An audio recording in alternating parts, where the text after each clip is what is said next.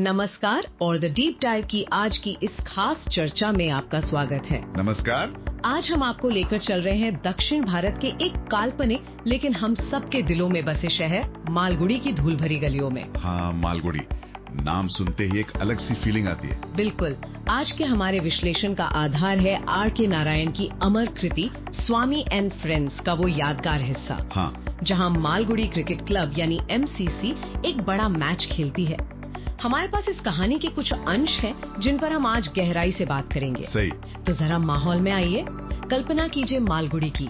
हवा में हल्की धूल, कहीं से इमली की खट्टी महक और बच्चों की शरारतों की गूंज। हाँ बिल्कुल।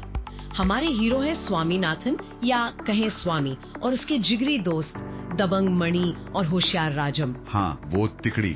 इन तीनों ने मिलकर बनाया है मालगुडी क्रिकेट क्लब MCC। ये वो जमाना है जब मतलब गली क्रिकेट ही वर्ल्ड कप हुआ करता था। सही कहा। और आज हमारा मकसद सिर्फ कहानी को दोहराना नहीं है। नहीं, बिल्कुल नहीं। हम इस अंश के जरिए उन गहरी परतों को खंगालेंगे। मतलब बचपन की मासूमियत, दोस्ती की कसौटी, सपनों की वो पहली उड़ान। हाँ। और खेल के जुनून बनाम पढ़ाई जैसी जिम्मेदारियों के बीच का वो जो एक संघर्ष होता है ना। हाँ, वो सनातन संघर्ष। बिल्कुल, उसे दर्शाती है कहानी। ये सिर्फ एक क्रिकेट मैच की कहानी नहीं, ये बड़े होने की कहानी का एक अहम पड़ाव है असल में। तो कहानी का मंच सजता है एक बड़े मैच की उम्मीदों के साथ। MCC का मुकाबला है यंग मेंस यूनियन से। हाँ, जो उनसे उम्र में और शायद तजुर्बे में भी बड़े लगते हैं। बिल्कुल। लड़कों में जबरदस्त जोश है। टीम भी लगभग तय है। स्वामी जो दौड़ने में तेज है वो बनेगा विकेट कीपर। अच्छा। मणि अपनी ताकत के लिए जाना जाता है, वो टीम का मुख्य गेंदबाज। और राजम पुलिस सुपरिंटेंडेंट का बेटा न सिर्फ कप्तान है बल्कि स्टाइलिश बल्लेबाज भी। उसका बल्ला घुमाने का अंदाज मतलब किसी अंग्रेजी किताब के हीरो जैसा। हाँ, थोड़ा रॉब वाला किरदार है राजम का। बिल्कुल। और राजम फरमान जारी करता है रोज शाम 5 से 7 बजे तक नदी किनारे अभ्यास होगा। और यहीं से कहानी में पहला पेज आता है, खासकर स्वामी के लिए। हाँ, उसके घर पर एक अलग ही मैच शुरू हो जाता है। उसकी माँ परेशान है कि भाई 6 बजे के बाद बाहर रहना, वो भी नदी किनारे, ठीक नहीं। और पढ़ाई का क्या होगा? हाँ वही, ये स्थिति बहुत जानी बचानी सी लगती है ना। बहुत ज्यादा। अपना शौक, अपना जुनून, यहाँ क्रिकेट, और अपनी जिम्मेदारियाँ जैसे होमवर्क और पढ़ाई, इनके बीच संतुलन बिठाने की ये कश्मकश। ये सिर्फ स्वामी की कहानी नहीं है, ये हम में से कई लोगों के बचपन या शायद अब भी की जिंदगी का हिस्सा है। ये वो पहली सीढ़ी है जहाँ बच्चे सीखते हैं कि दुनिया उनकी ख्वाहिशों के हिसाब से हमेशा नहीं चलती। हाँ, स्वामी के लिए तो ये रोज की जद्दोजहद बन जाती है। माँ से मिन्नतें करना कि बस थोड़ी देर और। हाँ। और शाम को घर लौटते वक्त पिता के गुस्से का डर। एक घटना का जिक्र है जिसे संकीर्ण बचाव यानी नैरो एस्केप कहा गया है। अच्छा। जो इस तनाव को बखूबी दिखाता है। एक शाम अभ्यास में देर हो जाती है। स्वामी दौड़ता हांफता घर पहुंचता है। दरवाजे पर ही पिताजी खड़े मिलते हैं, हाथ में रूलर लिए। उनका चेहरा देखकर ही स्वामी की आधी जान निकल जाती है। समझ सकता हूँ। पिता पूछते हैं, उनकी आवाज में सख्ती है।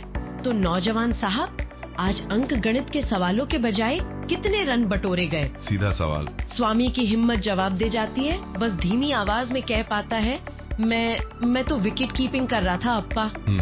इस पर पिता एक ठंडी आह भरते हैं और कहते हैं, अच्छा, अगर तुम विकेट संभाल सकते हो तो अपनी किताबें भी संभाल सकते हो। हाँ, ये बात। इस टिप्पणी का वजन स्वामी महसूस करता है। उस रात उसे नींद नहीं आती। यही सोचता रहता है कि एक अच्छा छात्र और एक अच्छा खिलाड़ी दोनों होना एक साथ कितना मुश्किल है। ये पिता का संवाद बहुत दिलचस्प है। क्या ये सिर्फ डांट है या इसमें थोड़ी समझ भी छिपी है? हो सकता है। वो कह रहे हैं, अगर तुम विकेट संभाल सकते हो, क्या ये एक तरह की चुनौती है कि अगर खेल में जिम्मेदारी निभा सकते हो तो पढ़ाई में क्यों नहीं? ये भी एक एंगल है। या ये बस एक पिता की थकान भरी स्वीकृति है कि बेटे का ध्यान अब कहीं और लग चुका है। ये बातचीत स्वामी के अंदर चल रहे उस द्वंद्व को सामने लाती है जहां वो अपनी पहचान तलाश रहा है। क्या वो सिर्फ एक छात्र है या एक खिलाड़ी भी? हाँ। और कैसे समाज, खासकर परिवार, इन दो भूमिकाओं को अक्सर अलग अलग देखता है। ये दिखाता है कि अपने जुनून को अपनी तयशुदा जिम्मेदारियों के साथ निभाना कितना मुश्किल हो सकता है, खासकर जब आप छोटे हों। चलिए अब चलते हैं मैच के उस बड़े दिन पर, रविवार। हाँ, मैच डे। हवा में सुबह से ही एक अजीब सा उत्साह और थोड़ी घबराहट भी खुली हुई है।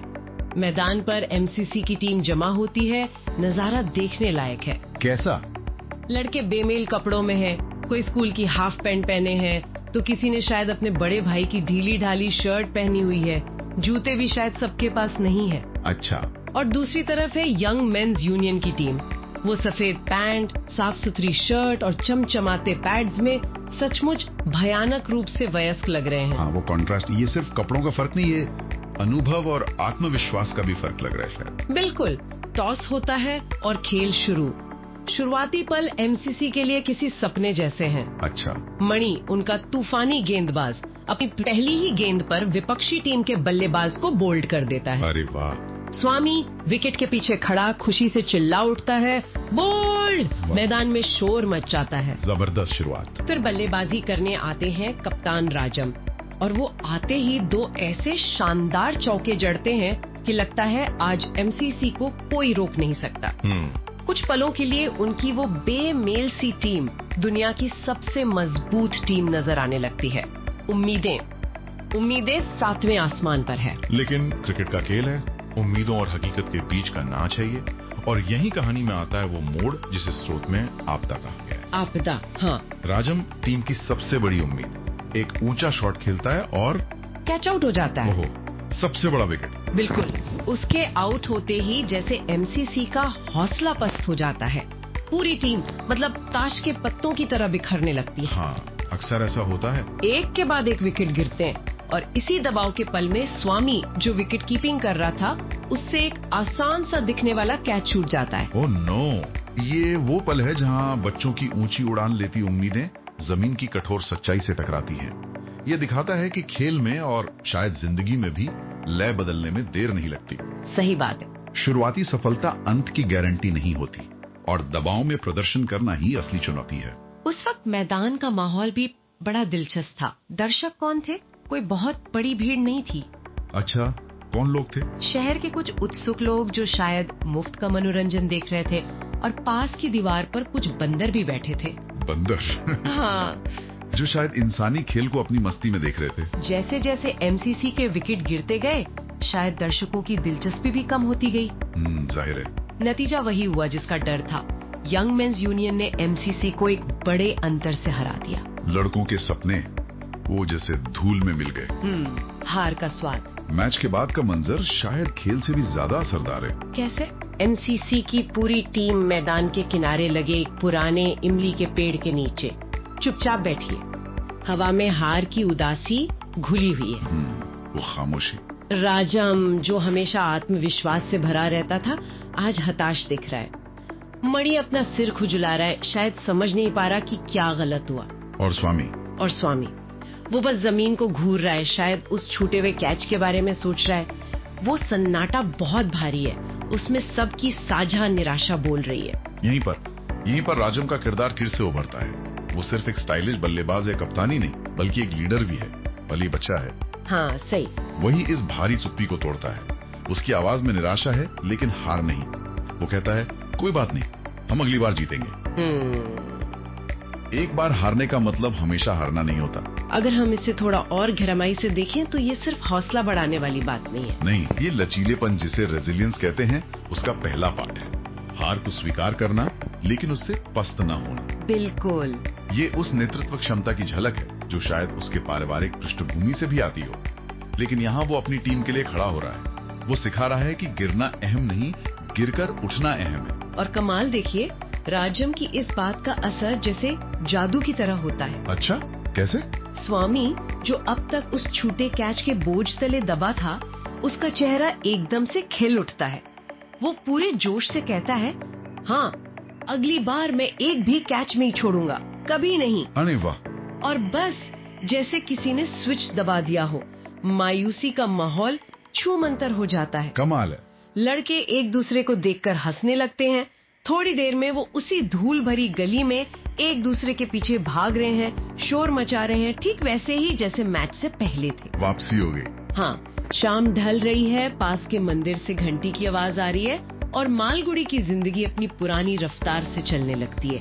हार पीछे छूट गई है, दोस्ती और खेल का मजा फिर से हावी हो गया है। तो इस पूरे अनुभव से, इस क्रिकेट मैच और उसके आसपास की घटनाओं से हम क्या निचोड़ निकाल सकते हैं? हाँ, क्या सबक मिलता है? स्रोत का निष्कर्ष बहुत सीधा और गहरा है।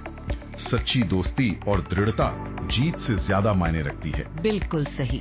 ये बात हार के बाद लड़कों के व्यवहार में साफ दिखती है। वो मैच हारे, इसमें कोई शक नहीं, लेकिन क्या उनकी दोस्ती हारी? नहीं। क्या उनका खेल के प्रति जुनून कम हुआ? बिल्कुल नहीं। नहीं, असल में शायद इस साझा हार ने उनके बंधन को और मजबूत किया। साथ में निराशा झेलना और फिर साथ में उससे उभरना, ये अनुभव शायद किसी जीत से ज्यादा कीमती सबक सिखा गया। बिल्कुल सही कहा, और यही इस कहानी का जादू है, जो सालों बाद भी इतना ताजा लगता है। बचपन का इतना सहज, इतना सच्चा चित्रण। हाँ। वो छोटे छोटे संघर्ष, माँ की चिंता, पिता की डांट, दोस्तों से उम्मीदें, खेल का दबाव, ये सब कितने जाने पहचाने लगते हैं ना? बहुत ज्यादा।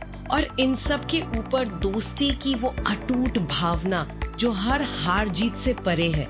ये कहानी हमें याद दिलाती है कि हमारे शुरुआती तजुर्बे, चाहे वो सफलता के हों या असफलता के, वो कैसे अनजाने में ही हमारे चरित्र की नींव रखते हैं। स्वामी और उसके दोस्तों के लिए ये सिर्फ एक क्रिकेट मैच नहीं था, ये जिंदगी के मैदान में टिके रहने का एक अहम सबक था। और ये हमें एक गहरे सवाल पर सोचने को मजबूर करता है। बचपन के खेल, और खासकर वो जिनमें हम हारते हैं या गलतियां करते हैं, जैसे वो छूटा हुआ कैच, वो हमें मैदान के स्कोर से कहीं ज्यादा जरूरी सबक कैसे सिखा जाते हैं? ये सोचने वाली बात है। वो कौन से छोटे छोटे पल होते हैं? एक छूटा हुआ कैच, कप्तान की हौसला बढ़ाने वाली बात, दोस्तों के साथ हंसी में बदली मायूसी, जो बड़े होने पर सफलता और असफलता को देखने के हमारे नजरिए को आकार देते हैं। क्या हार हमें जीत से ज्यादा नहीं सिखाती, खासकर जब बात टीम वर्क, लचीलेपन और इंसानियत की हो? इस पर सोचना वाकई दिलचस्प है। मालगुडी के इस यादगार क्रिकेट मैच की हमारी गहरे चर्चा में शामिल होने के लिए आप सभी का बहुत बहुत धन्यवाद। हमें उम्मीद है कि स्वामी और उसके दोस्तों की इस कहानी का हमारा विश्लेषण आपको पसंद आया होगा और इसने आपको कुछ सोचने पर जरूर मजबूर किया होगा। इस गहन चर्चा से जुड़ने के लिए एक बार फिर धन्यवाद। अगर आपको ये विश्लेषण पसंद आया तो कृपया लाइक करें, अपनी प्रतिक्रिया कमेंट्स में दें और इसे अपने दोस्तों के साथ शेयर करें। हाँ, और भी ऐसी ज्ञानवर्धक सामग्री के लिए हमारे चैनल को सब्सक्राइब करना ना भूलें। और नवीनतम अपडेट्स पाने के लिए बेल आइकन जरूर दबाएं। अगली बार फिर मिलेंगे एक नए विषय के साथ। जरूर। नमस्कार। नमस्कार।